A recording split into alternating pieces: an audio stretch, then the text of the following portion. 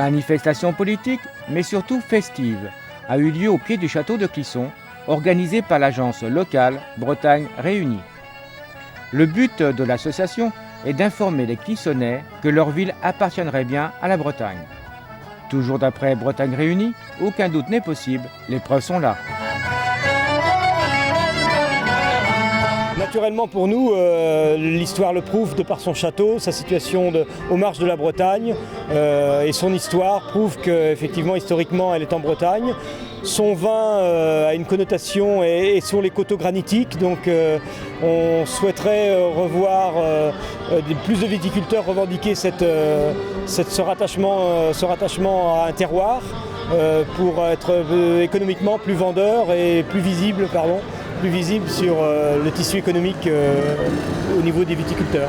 Alors, sur quel fait vraiment précisément vous vous basez pour dire que Clisson est breton?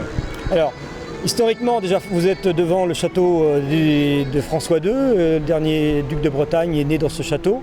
Vous avez Jeanne de Belleville qui était la mère du connétable Olivier Clisson V du nom, avait vendu tous ses biens pour pour construire un bateau et être corsaire côté anglais pour combattre les Français à l'époque. Donc on voit bien qu'il y a ici des personnages illustres qui sont partis de l'histoire de Clisson et qui marquent l'attachement historique de Clisson. Pensez-vous quand même que les Clissonnais se sentent bretons? Alors, on pourrait en douter quand on écoute certains élus, mais quand on a un très bon accueil de la population, notamment quand on amène le débat d'une manière festive comme aujourd'hui, on a un très bon ressentiment. Quand par exemple j'ai distribué les affiches dans les commerces, j'ai été très bien accueilli.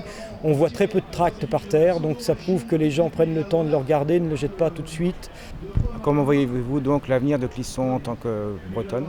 Alors, déjà, l'avenir, il est immédiat puisque vous avez Pierre Meignery qui est en train de monter une commission, qui a monté une commission pour essayer d'inscrire les marches de Bretagne au patrimoine mondial de l'UNESCO. Donc il a fait, je crois qu'il a réuni tous les maires, aussi bien côté breton, quand je dis breton c'est Bretagne historique, et aussi bien côté français, c'est-à-dire le Maine, la Normandie, la Vendée et puis l'Anjou.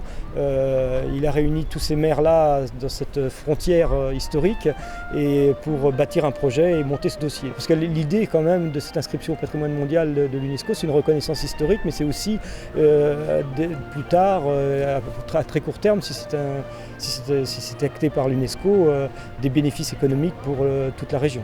Alors, Clisson bretonne ou pas, les passants purent glaner nombre d'informations, tout en musique.